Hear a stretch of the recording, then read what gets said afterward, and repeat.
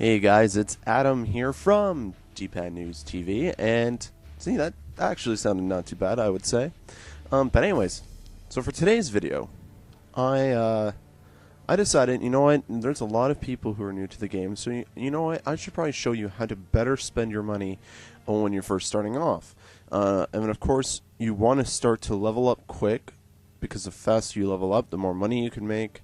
And there are better weapons and so on and so forth. So, you know what? I'm going to show you right here and right now the types of things you should be looking for and what types of things you should spend your money on first over maybe other things that you would think is a good idea. So let's just get this started. So firstly, let's start with the MP5K. Now the MP5K is the first submachine gun you start off with, and quite frankly, it's the one that you should just stick with if you're going to use a submachine gun. Now you have the Scorpions and you have the Mac 11 that comes out a little later on, but really all you really need to use is the MP5K. Now I recommend using the MP5K with a silencer foremost, period. And then if you want to add a second attachment, I recommend the red dot sight, or you can add rapid fire to give you kind of an edge over those who not necessarily use a submachine gun, who have better weapons further up. Now, next we have your assault rifles. So when it comes to assault rifles, you have one or two things to consider. Now, you're not going to have the FAMAS until level 14. So you're going to have to try and combat that with something else. So you might want to look at the Enfield, which is a fully automatic assault rifle. And you can use that with any kind of extended situation attachment, or you can use the M16, which has been brought down to what it once was. It's not as powerful as it was in Reflex or in any of the former Call of Duty games. So that's something to keep in mind too. For shotguns, you know, I really think that you shouldn't use a shotgun, but if you do, just stick with the Olympia. But I'll come back to the Olympia a little bit later. I strongly recommend that you stay away from LMGs. None of them are really that powerful in the beginning, and they take quite a while to kind of get going. But if you're so familiar that you have to use an LMG, use the HK-21, I believe is what it's called. Now, I say you just stay away from sniper rifles for the time being. You're trying to level up. Getting kills with a sniper rifle does give you a lot of points. However, it's ultimately ineffective if you're new to the game. Now, in terms of pistols, you can use any of the starter pistols. It's whatever you prefer.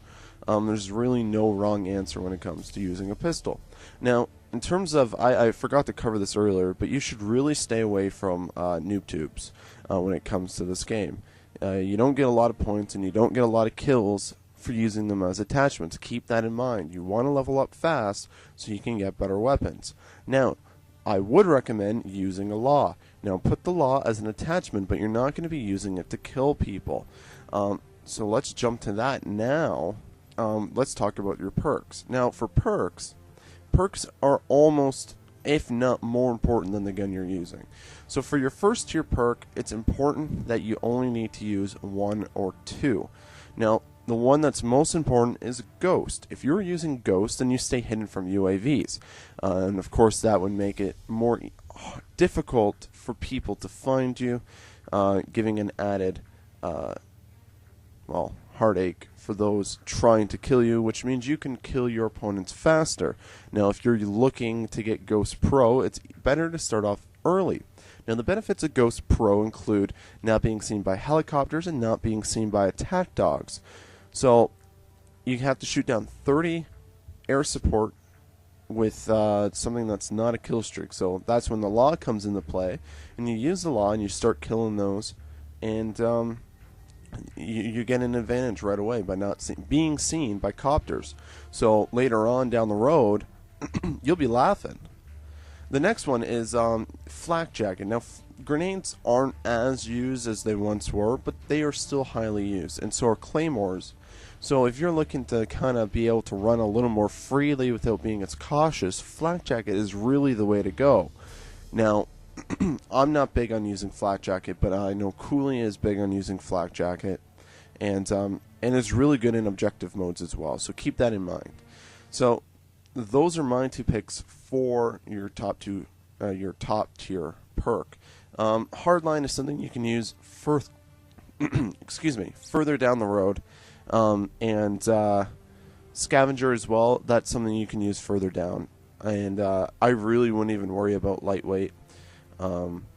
It's not even worth buying. Well, you have it already, but don't worry about using it. So for your second tier perk, I recommend Warlord.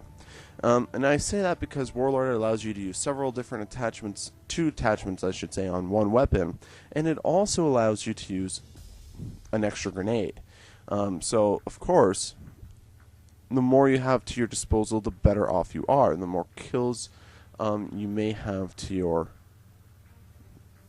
ability, I guess we could say. The second one is Sleight of Hand. Now, Sleight of Hand obviously allows you to reload faster, and that means if you're in a sticky situation, you'll have the opportunity to kind of regain your composure and be able to get more of edge, perhaps on somebody who has to reload slower, and defend yourself in those situations where you're caught reloading by your opponent. I'm going to have some coffee. Yeah, that's right.